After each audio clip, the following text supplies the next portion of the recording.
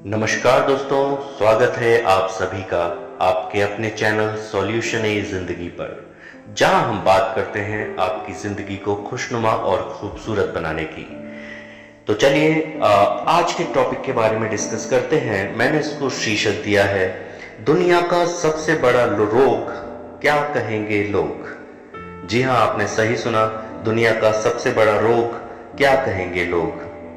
ये काम नहीं करो वरना लोग क्या कहेंगे, यहां मत जाओ वरना लोग क्या कहेंगे, अरे ऐसी सादी सादी पार्टी मत दो वरना लोग क्या कहेंगे, इतना सस्ता गिफ्ट दे रहे हो लोग क्या कहेंगे, बेटा पढ़ लो वरना लोग क्या कहेंगे, बेटा शादी कर ले वरना लोग क्या कहेंगे, बेटा बच्चा प्लान कर लो वरना लोग क्या कहेंगे, ये मत करो वो मत करो, ऐसा करो वैसा करो, ये मत खाओ वो मत खाओ, यहां मत जाओ, उससे मत मिलो, इससे मत बोलो। बाप रे बाप, ये सब मत करो वरना लोग क्या कहेंगे। बस भाई बस, लोग तो क्या कहेंगे सुन सुन के ना जाने कितने ही सपने पूरे होने से पहले ही खत्म हो जाते हैं। जब से बच्चा समझदार होने लगता है तब से हर छोटी बड़ी बातों के लिए कभी ना कभी उससे ये जरूर सुनाया जाता है, उसको सुनना पड़ता है, लोग क्या कहेंगे। पर कभी ये किसी ने नहीं सोचा कि कोई कुछ कहे या ना कहे, इससे फर्क क्या पड़ने वाला है। जी हाँ, यही सारांश है आज के टॉपिक का। तो जी हाँ दोस्तों, आज हम बात करेंगे इसी मुद्दे पे, क्योंकि इस पर क्या कहेंगे लोग के कारण न जाने कितने कॉम्प्लिकेशंस हमारी लाइफ में आते हैं। और जैसा आप जानते हैं कि हमारे चैनल का नाम ही सॉल्यूशन ए जिंदगी है, तो इस मर्ज का सॉल्यूशन भी हम जरूर निकालेंगे, आप और हम मिलकर साथ में। कई बार हम कुछ भी नई शुरुआत करने से पहले बस ये सोच के पीछे हट जाते हैं कि भाई लोग क्या कहेंगे। जैसे एक किस्सा सुनाता हूं। मेरे घर के पास एक आंटी जी रहती हैं और इस लॉकडाउन के कारण उनके हस्बैंड की जॉब चली गई। वो लोग अच्छे खासे वेल टू डू हैं, लेकिन भाई सेविंग्स के भरोसे कितने दिन घर चलेगा। एक दिन मैंने उन आंटी को कुछ सामान लाते हुए देखा और उनसे पूछा कि इतना सारा सामान किस लिए। तो वो बोली कि कल से हम लोग वड़ा पाव का ठेला लगाना शुरू कर रहे हैं। और सच बताऊं, पहले थॉट मेरे मन में भी यही आया कि ऐसी क्या जरूरत पड़ गई जो ये काम कर रही हैं, ठेला लगाना, वो भी एक पढ़े लिखे प्रोफेशनल की पत्नी ये बात कर रही है जिनकी जॉब चली गई है कि वो ठेला लगाएंगे। और आई एम श्योर मेरी तरह बहुत लोगों के मन में ये सवाल आया होगा और कितनों ने तो उन्हें रोकने की कोशिश भी की होगी, बट उन्होंने नहीं सुना। और आज की डेट में भी वो और उनके हस्बैंड अच्छे से कमा रहे हैं, ठेला लगा रहे हैं, और हमारी सोसाइटी के सभी लोग उनके ठेले से वड़ा पाव आज लेते भी हैं और अच्छी खासी कमाई भी उनकी हो रही है। लेकिन अगर उन्हीं दोनों लोगों ने लोगों की बातों में आके वो काम नहीं स्टार्ट किया होता तो क्या उनका लाइफस्टाइल ऐसा ही रहता जैसा आज है? मेरा जवाब है बिल्कुल नहीं। उन्होंने वही किया जो उन्हें सही लगा। नौकरी नहीं तो काम धंधा ही सही, बड़ा ना सही तो छोटा ही सही, क्योंकि जो लोग उन्हें बोल रहे थे, सुना रहे थे, उनमें से कोई भी उनको घर का खर्चा चलाने के लिए, मदद करने के लिए आगे नहीं आता।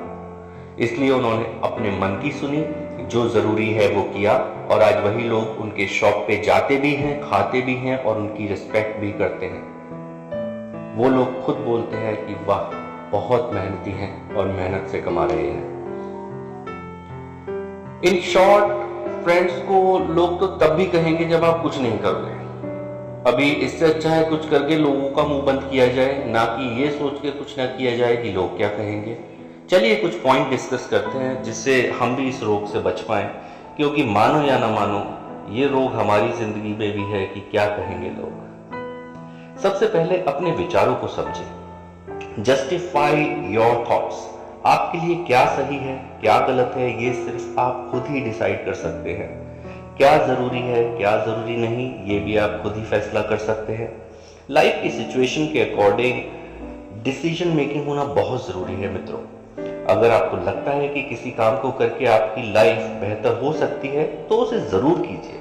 हाँ, कुछ इलीगल नहीं, जो भी काम लीगल है, सही है, उसको कीजिए। वो चाहे छोटा हो या बड़ा हो, इससे कोई फर्क नहीं पड़ता। जैसे मैंने बहुत सी जगह देखा है कि लोग अपने घर की औरतों को काम नहीं करने देना चाहते, जबकि उनके अंदर बहुत टैलेंट होता है, वो पढ़ी लिखी और समझदार भी होती हैं। सिर्फ इस डर से कि लोग क्या कहेंगे कि हम औरतों को या बेटी बहुओं को कमाई के लिए भेज रहे हैं और उनका कमाया खा रहे हैं। अरे भाई, अगर वो कमा सकती हैं, उनके अंदर टैलेंट है, प्रतिभा है, पढ़ी लिखी हैं, तो फिर परेशानी क्या है? इसलिए खुद के विचारों को समझें पहले और तब डिसाइड करें कि आपके लिए, आपके परिवार के लिए क्या सही है और उसके अकॉर्डिंग ही डिसीजन लें, ना कि लोगों के कहने में आके। दूसरी चीज, रिजल्ट के लिए कौन जिम्मेदार होगा? अब ये सबसे जरूरी बात है। कभी एक सिंपल सा सवाल किसी से कीजिए, अमूमन पूछिए, मेरा पेट खराब रहता है। लोग हजारों तरह के सॉल्यूशन लेके आ जाएंगे।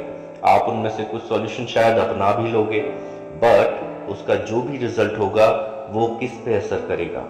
सलाह देने वाले पे या उसको अपनाने वाले पे?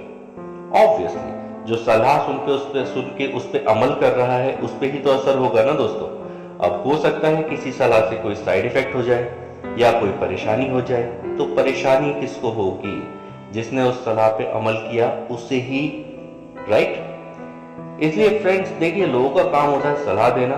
उन्हें इस बारे में कोई नॉलेज हो या ना हो, तो बेस्ट क्या है कि अगर कोई पेट की प्रॉब्लम हो तो भाई उसके एक्सपर्ट के पास जाओ, डॉक्टर के पास जाओ, दवा लो, इलाज करा लो। तो किसी की भी सलाह सुन लें, क्योंकि आप लोगों को बोलने से नहीं रोक सकते, पर उस पर अमल करने से पहले ये ध्यान जरूर रखिएगा कि जो सलाह दे रहा है, क्या वो उस परिणाम के बारे में सोच के सलाह दे रहा है? क्या वो इतना काबिल है या वो उस स्थिति से गुजर चुका है कि वो आज आपको सलाहें दे रहा है? इसलिए सोच समझ के सलाहों पे ध्यान दें। दूसरी बात है कि लोगों की बातों में ना आए। बहुत से लोग हमारी लाइफ में बहुत ही ज्यादा इंपॉर्टेंट होते हैं और कुछ लोगों को हम ऐसे ही ज्यादा इंपॉर्टेंस दे भी देते हैं। इतना सर पे बिठा लेते हैं कि उनका इन्वॉल्वमेंट हमारी लाइफ के हर डिस्कशन में और डिसीजन में होने लगता है और कई बार इसके परिणाम बहुत ही दुखदायी होते हैं।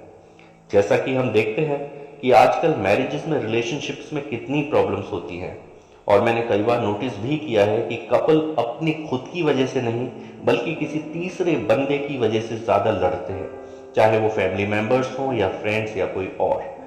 उसने ये कह दिया, उसने वो कर दिया, उसने ये नहीं किया, उसने वो नहीं किया। अरे किसी तीसरे बंदे की वजह से क्यों लड़ते हो भाई? ये सोचकर इग्नोर करो कि क्या फर्क पड़ता है, मेरा पार्टनर तो मेरे साथ है।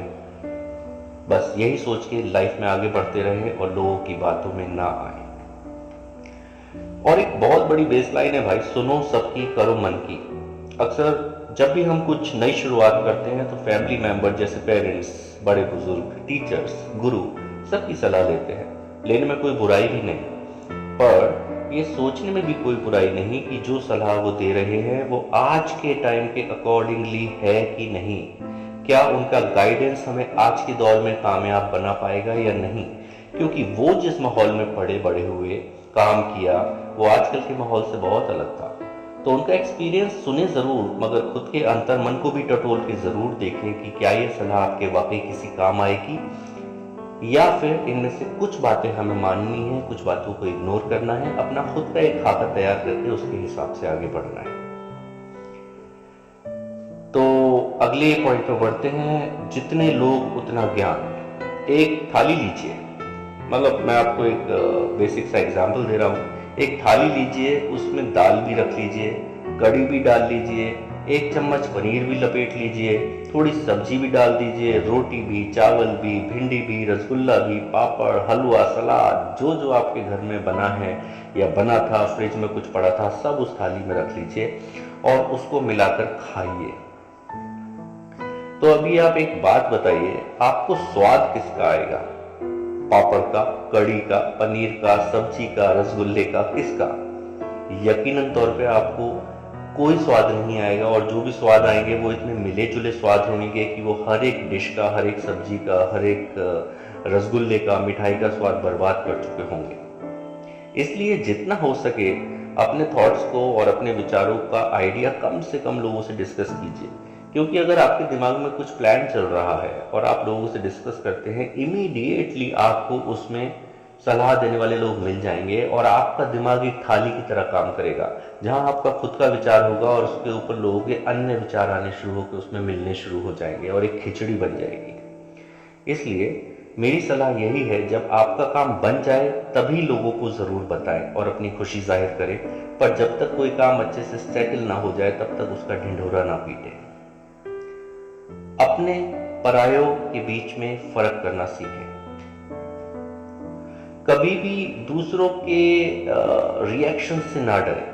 हमने अक्सर देखा होगा कि जब जानवरों के बच्चे किसी सीढ़ी पे चढ़ने की कोशिश करते हैं तो दूसरे बच्चे जो होते हैं जानवर के, वो उसे नीचे खींच लेते हैं। तो ये तो अपने ही हुए, जानवरों में ही हुआ। हमने जो बोला अपने और पराये में फर्क करना सीखें। कई बार जो आपका खून का रिश्ता लेके पैदा भी नहीं होते, शायद वो आपके ज्यादा सगे हों आपके सगे भाई बहनों से। इसलिए आपको समझना है कौन रियल लाइफ में जिंदगी में आपका अपना है और कौन पराया, और उसको परखना बहुत आसान है दोस्तों। एक बार का दूध का जला बार बार छाछ को भी फूक फूक के पीता है। उसके हिसाब से आप किसी भी इंसान की बातों से, उसके व्यवहार से, उसके रिएक्शन से जान सकते हैं कि वो आपका अपना है कि नहीं, वो आपका भला चाहता है कि नहीं। इसके लिए ये आप ही कर पाएंगे दोस्तों, इसका कोई मंत्रा नहीं है। आपको ही ये डिसाइड करना है सामने वाले बंदे पे कितना भरोसा करना चाहिए, वो आपका भला चाहता है नहीं, या वो आपका अपना है या पराया है। बहुत संभाल के फैसला लीजिए। एक्सपेक्टेशन ना रखें। लास्ट एंड फाइनल पॉइंट, और बहुत ही कम शब्दों में एक्सप्लेन करना चाहूंगा इसको, उम्मीद ना रखें दोस्तों। अगर उम्मीद रखेंगे किसी से भी किसी भी तरह की, तो भाई वो तो आपके हर डिस्कशन में आएगा ही, बाप बन के बातें बनाएगा ही बनाएगा, फिर चाहे वो उसके मतलब का हो या ना हो, क्योंकि आप ही उसको एक्सपेक्टेशंस रख के अपनी जिंदगी में शामिल कर रहे हैं। उससे उसके काम के बारे में जानकारी हो या ना हो, वो एक्सपर्ट बन के डिसीजन मेकिंग में आएगा ही आएगा। इसलिए जो भी करें अपने खुद के बलबूते पे करें। ये ना सोचें कि कोई आपका साथ देगा तभी मैं ये करूँगा, कोई मेरा सहयोग देगा तभी मैं सफल हो पाऊंगा। एक्सपेक्टेशंस बिल्कुल ना रखें, जो करें अपने बलबूते पे करें। लास्ट में यही कहूँगा कि आप चाहे कुछ करो या ना करो, लोगों को तो बातें बनानी ही है। आप जॉब करो तब भी बातें बनेंगी कि ये जॉब में बिजी रहता है, और ना करो तो ये बातें बनेंगी कि कुछ काम धाम नहीं करता। आप पढ़ाई ना करो या पढ़ाई में दिन रात बिजी रहो, आपको बातें दोनों तरफ से ही सुननी है। शादी करो तो भी प्रॉब्लम, ना करो तो भी दुनिया को प्रॉब्लम। इसलिए खुद ही डिसाइड करना चाहिए कि क्या सही है और मेरे लिए क्या गलत है, क्या जरूरी है क्या जरूरी नहीं है, समय के अकॉर्डिंग आपको कैसे चलना चाहिए एंड ऑल। क्योंकि पीठ पीछे तो लोग भगवान की भी बुराई करते हैं। उम्मीद करता हूं दोस्तों कि आज के टॉपिक से आपको अपनी जिंदगी के कुछ अच्छे बदलावों को सोचने के बारे में प्रोत्साहन मिला होगा, और आप लोग इसी तरह हमारे चैनल सॉल्यूशन ए जिंदगी से जुड़कर खुद को और अपनी दुनिया को बेहतर और खुशनुमा बना पाएंगे। इसी उम्मीद के साथ आज के लिए अलविदा। खुश रहो, स्वस्थ रहो, संपन्न रहो। नमस्कार।